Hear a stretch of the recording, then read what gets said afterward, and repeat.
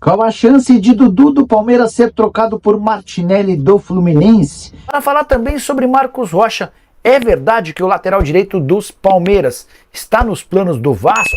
Bora falar agora sobre Marcos Rocha, que virou alvo de todas as especulações. O lateral direito, cujo contrato no Palmeiras se encerra em dezembro, já havia sido especulado no Vasco. Disse para vocês que o Vasco desmente tal informação. Agora, falam sobre a possibilidade de o Marcos Rocha voltar ao Galo. Atleta revelado no clube e que só deixou o Atlético depois de alguns empréstimos para jogar no Palmeiras em definitivo em 2017. Tanto pelo Galo quanto pelo Palmeiras, muitas partidas. 315 jogos pelo Palmeiras, 301 pelo Atlético. E a pergunta que eu fiz para um representante do Atlético, do departamento do futebol, pessoa importante, é se em algum momento o Marcos Rocha esteve nos planos. A resposta é não. Nem sondagem, nem proposta, nem conversa. Tudo se encaminha para que o Marcos Rocha renove seu contrato com o Palmeiras. O vínculo se encerra em dezembro. A ideia do Palmeiras é prorrogar até a metade do ano, depois do Super Mundial de Clubes, enquanto o Marcos Rocha tenta convencer os dirigentes palmeirenses a assegurarem essa extensão até dezembro do ano que vem. Assim que esse probleminha for superado, Marcos Rocha terá seu contrato anunciado de forma oficial. Bora falar agora sobre um boato que surgiu nas redes sociais e que causou alvoroço entre palmeirenses e torcedores do Fluminense. A notícia de que o Fluminense e o Palmeiras cogitam uma troca, com o Dudu deixando o Palmeiras e Martinelli virando reforço ao Alviverde. Confesso que não consegui entender a lógica desse negócio, levando em consideração que o Dudu de fato está de saída do Palmeiras, mas o Verdão não tem exigido uma compensação financeira. Pelo contrário, o Palmeiras está louco para se livrar do Dudu, porque quer economizar os 2 milhões e 100 mil reais por mês de salário. O Martinelli tem 22 anos, 10 anos mais novo do que o Dudu, titular absoluto do Flu, e mais do que isso, jogador avaliado em 9 milhões de euros. Qual seria a lógica de colocar o Martinelli num negócio com o Dudu? Perguntei para o presidente Mário Bittencourt do Fluminense a respeito do tema, abre aspas para ele: isso é invenção, nunca foi falado nada a respeito desse assunto, fecha aspas. Então, se você leu, ouviu ou assistiu alguém falando sobre Dudu por Martinelli, esqueça essa história. O Dudu não fica no Palmeiras em 2025, isso é líquido e certo, mas não será numa negociação com o Martinelli que ele deixará o Palmeiras. Só para completar, se você não conhece o Martinelli, atleta que é titular absoluto do Fluminense, jogador formado na base do clube, 55 jogos em 2021, 55 jogos em 2022, 51 partidas na temporada passada, já são 42 jogos nesse ano. O que o Abel fez que mexeu e abalou as estruturas do futebol brasileiro?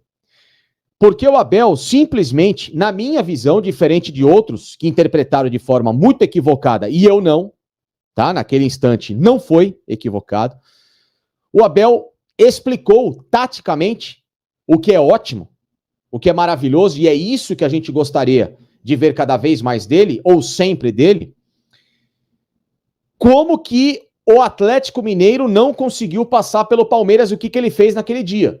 Que ele simplesmente falou: olha, o Atlético tentou atacar o Palmeiras pelos lados, eu bloqueei os lados do Atlético Mineiro quando o meu meio-campo estava mais frágil. E justamente estava porque não tinha nem o Danilo nem o Scarpa naquele jogo, né? O Danilo estava suspenso, o Scarpa também. Então, o Palmeiras termina aquele jogo com o Rafael Veiga e o Zé Rafael no meio-campo, se não me falha a memória. Enfim, mais ou menos por aí. E era o meio-campo à época, né? O Zé não era primeiro volante, o Zé jogava mais como segundo volante, e o time do Palmeiras estava muito mais frágil por dentro, mas o Atlético estava insistindo, jogando pelas beiradas. E aí ele baixou, né, as linhas, baixou o Rony, etc e tal, e fechou todo o espaço do Atlético Mineiro. E eu não sei se nem, acho que o Dudu estava naquele jogo também, e o Atlético não se criou, né? E o Palmeiras conseguiu um resultado enorme, que foi aquela classificação à semifinal de 2022 da Libertadores, e ele explicou taticamente o que foi. Porra, aquilo foi sensacional, cara.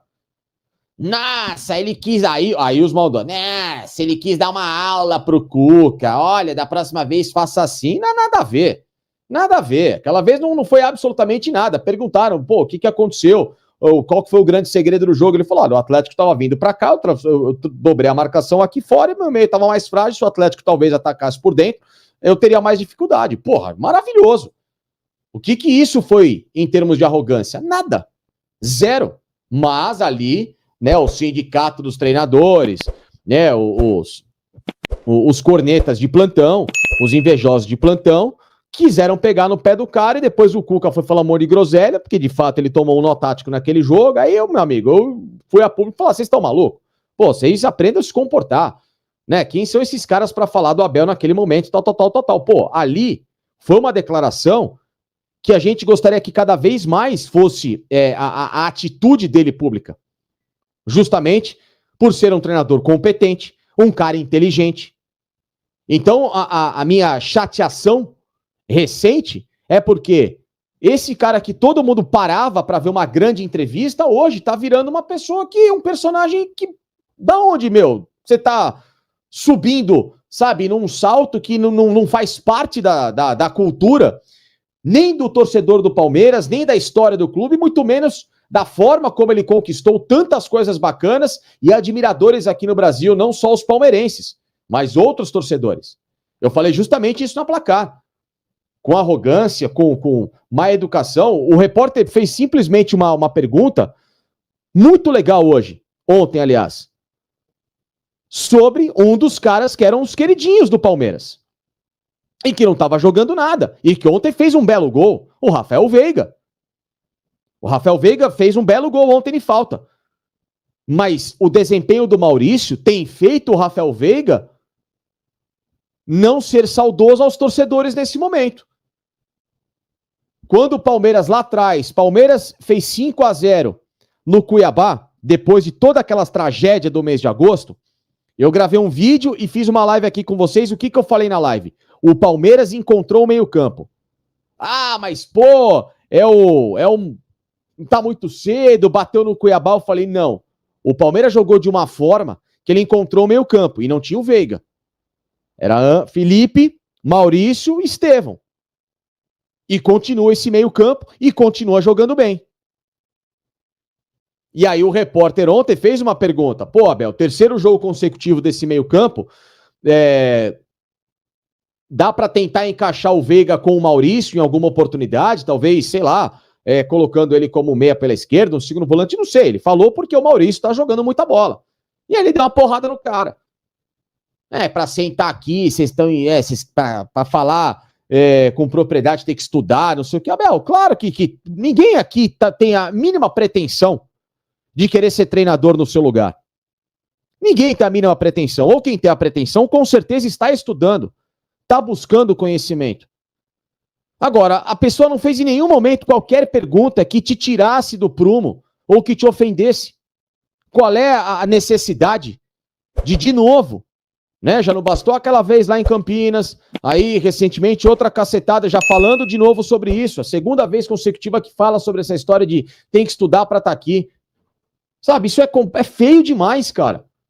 Ninguém tem a pretensão de tirar você do cargo. Pelo contrário, eu particularmente posso falar por mim. Agora, as pessoas que falam sobre futebol, que trabalham com futebol, que não são treinadores, mas que são, no meu caso, jornalistas, elas também estudam futebol.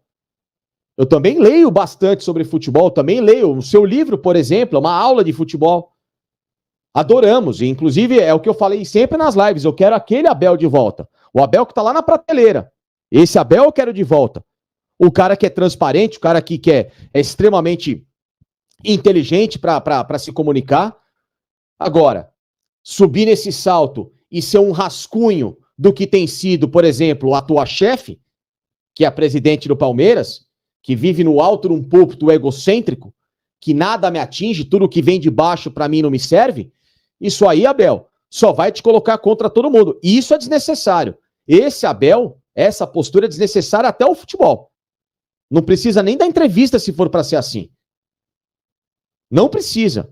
Agora, voltando a ser um cara simples, honesto, humilde, e que ao mesmo tempo tem boas colocações, o torcedor obviamente vai deixar de achar as suas entrevistas um pé no saco para tratar as suas entrevistas como, de novo, como muita gente brincava, que eram palestras sobre futebol. E era maravilhosa. Entendeu?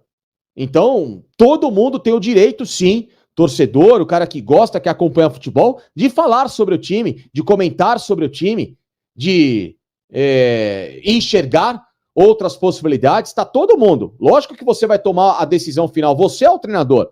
Agora, cabe a você, quando questionado, explicar, olha, o time tá jogando muita bola nesse momento, que legal, confiança, o Veiga é tão importante como o Maurício, claro que podem jogar juntos, como vários jogadores, e passa por cima e segue a vida. Agora, esse tipo de postura, sinceramente, ele fala tanto, poxa, da família dele, que é uma família super bonita, a esposa dele, que tá lá sempre proativa, que cobra ele pra ele melhorar, e as próprias filhas também, e etc e tal. Poxa, se elas estão vendo de fora o grande cara, o grande alicerce daquela casa, né, se portando de uma maneira arrogante, de uma maneira que é completamente contrário à educação que ele prega, poxa, eles ficariam com vergonha. Fala, pô, pelo amor de Deus, é o que eu falei hoje. Se eu visse meu pai, minha mãe se comportar assim publicamente, eu ficaria, puxa, triste pra caramba, ficaria envergonhado. Falei, pô, peraí, isso não são os valores que estão me ensinando ou que me ensinaram a ser. Então, a única coisa que eu falo é que eu quero que ele volte a ser uma pessoa que não há hoje nenhum momento, de se portar de forma arrogante, de forma mal educada, porque o Palmeiras tá jogando muita bola, velho. Entendeu? O Palmeiras tá jogando bem, tá sendo elogiado. Sabe? O Palmeiras tá de novo e se encontrou depois de um mês em que ele bateu muita cabeça. Em que ele bateu cabeça demais. E todo mundo aqui na live, todos os que estavam aqui acompanhando, falavam, tem que mudar o time, tem que tirar o fulano, tem que escalar o cicrano, babá. Ele foi teimoso. Ele foi teimoso até a última gota, até as 2 eliminações, pra falar, puta, eu vou ter que mudar o meio-campo do Palmeiras. Sabe? Então, as cobranças foram justas. Tanto que mudou o meio-campo, que era o coração, que pra mim o time tava precisando de mais de uma reviravolta por ali. O time tava sem criatividade. E olha como o Palmeiras passou a jogar. E os números estão aqui, ó. Entendeu? E os números estão aqui.